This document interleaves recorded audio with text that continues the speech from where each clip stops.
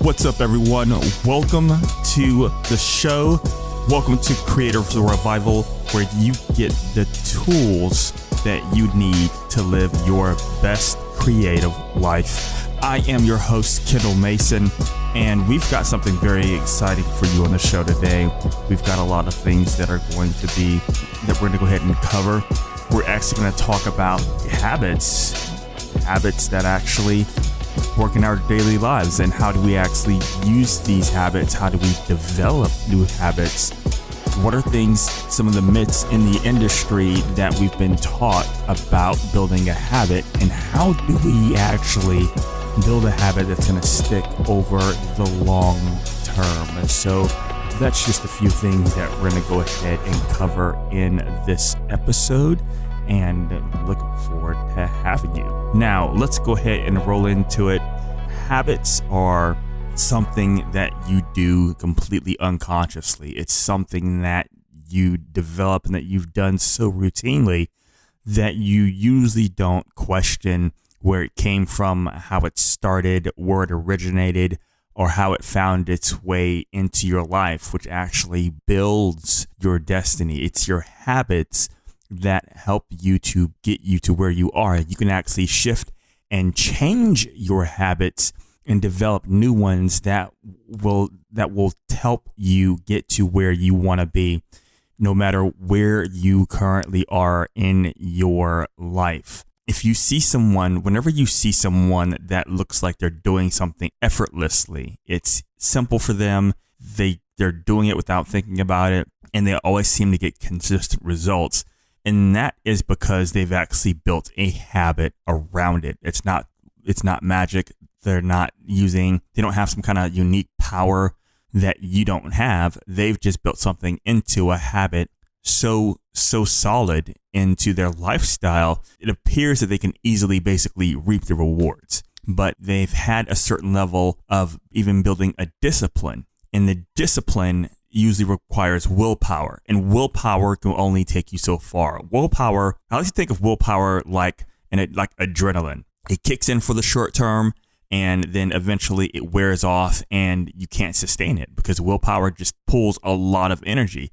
For short term, yeah, it's great, it's perfect, but for using willpower as a sustainable long-term strategy for a singular thing, it will cause you to burn out. It will cause you to fatigue, and you'll get tired and you wouldn't want to do it anymore. It's really best to build something from willpower into a habit, and you can use your willpower to leverage something into a habit. And then after it becomes a habit, then it actually becomes second nature.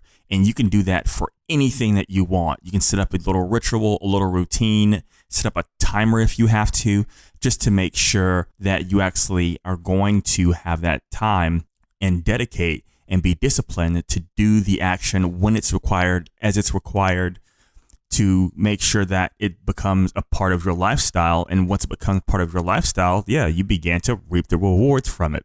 Now, you don't need superhuman discipline to generate a focus on what it is that you want.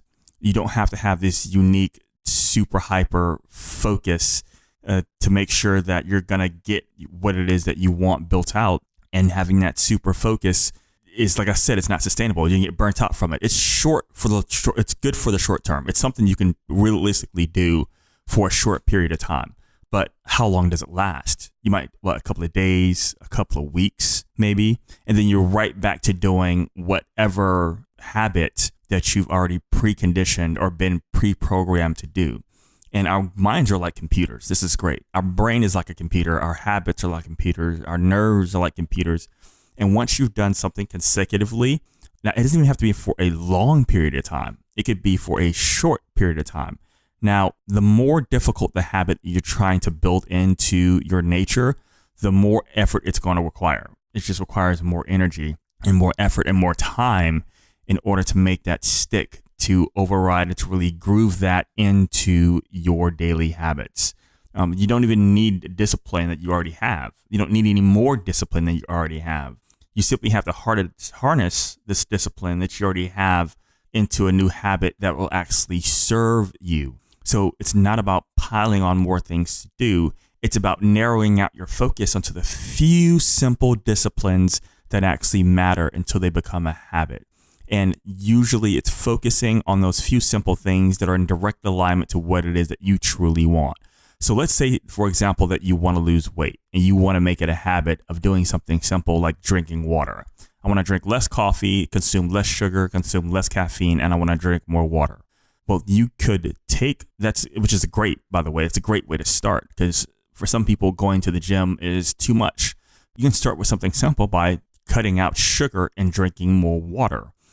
And you can start by maybe having a glass of water for lunch instead of a soda. And then, in the evening, you can drink whatever you want. But eventually, what's going to happen is once you start drinking water for lunch or just having a cup of water by you, whenever you get thirsty, rather than getting up and going to the snack machine or going to the soda machine or going to the store to buy some sugar, you just grab that water because it's right there and then you can drink it and boom, you already began to have that habit built into you as you're actually doing it. There will never be a point where every action you take will be perfectly calculated and perfectly executed. You're going to make mistakes. You're going to have some times and some days where you slip up. So don't go too hard on yourself. Don't think that you have to have everything perfect every single time whenever you do it.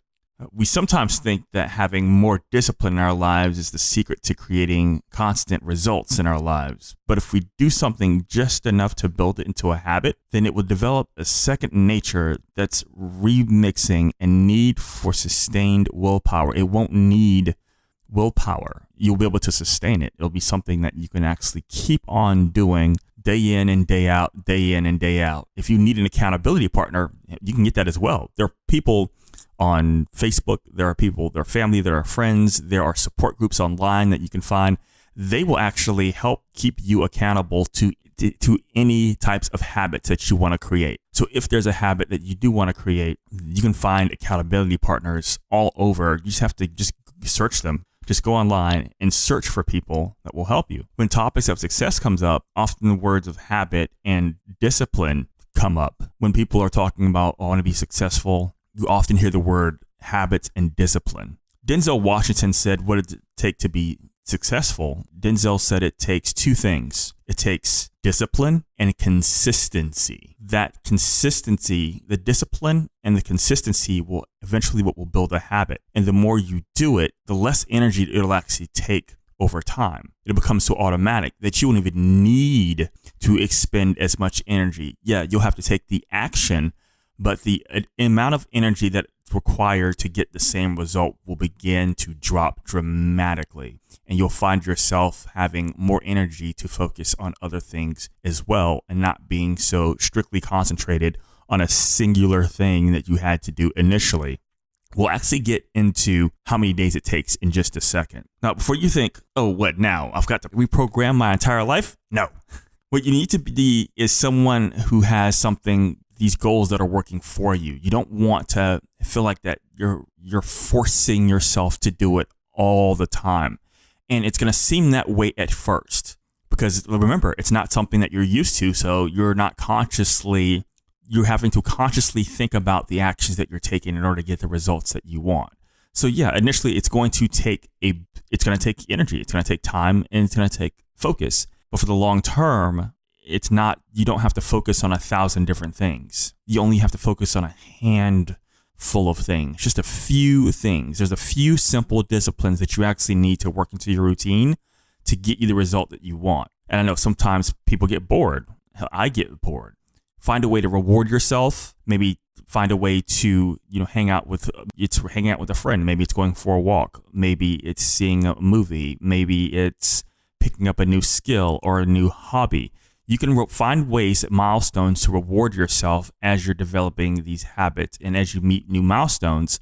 And that's something that the video game industry has actually gotten down perfectly. They reward you with a visual, with music, with certain sound effects.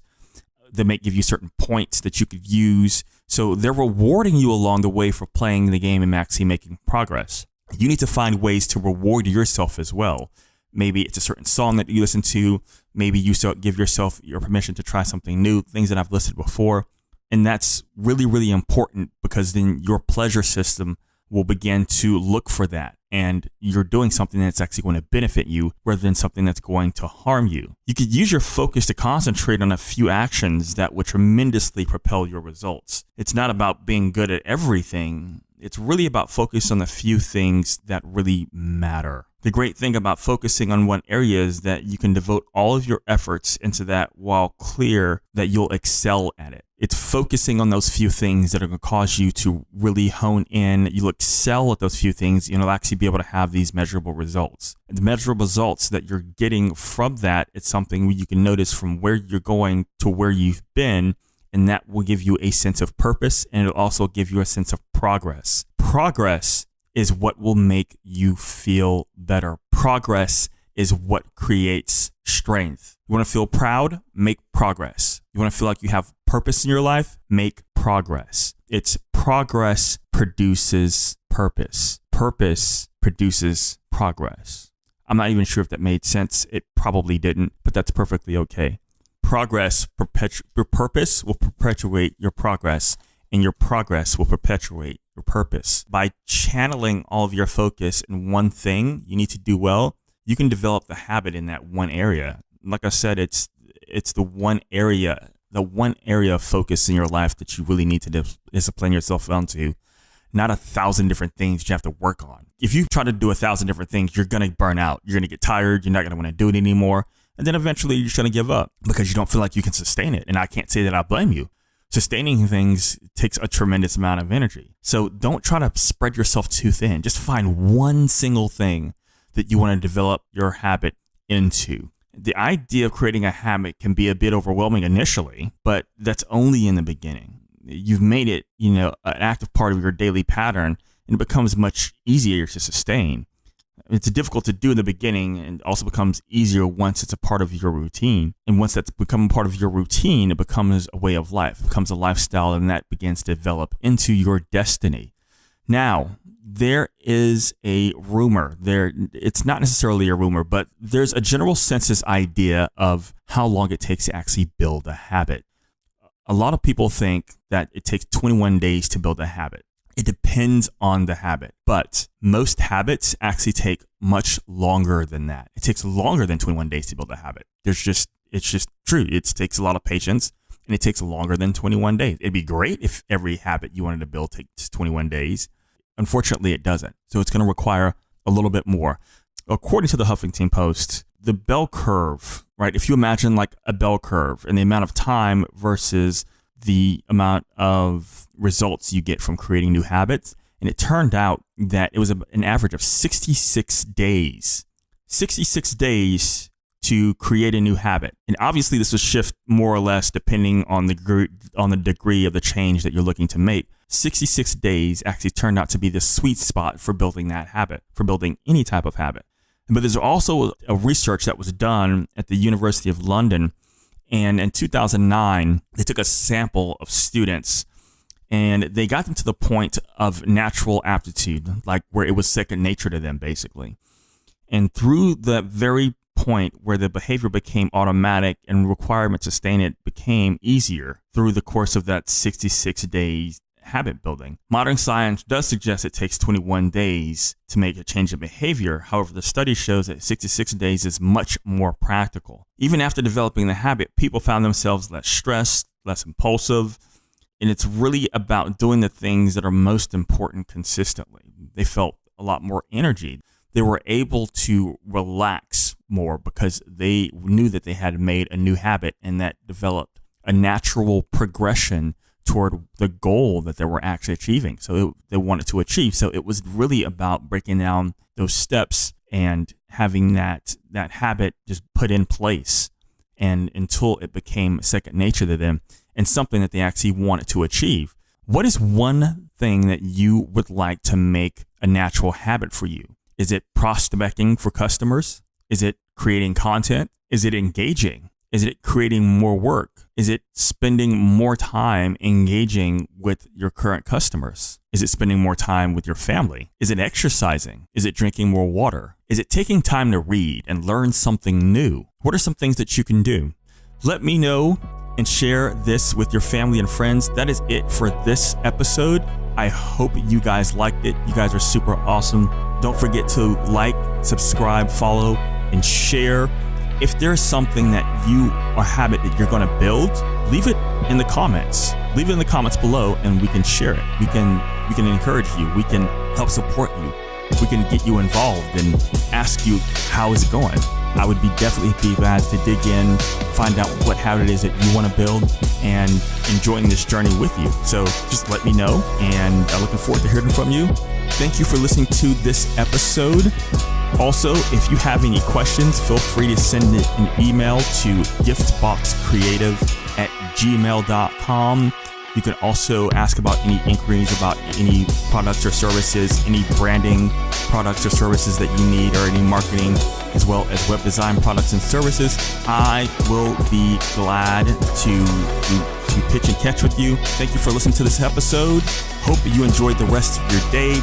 And just remember, the light at the end of the tunnel may be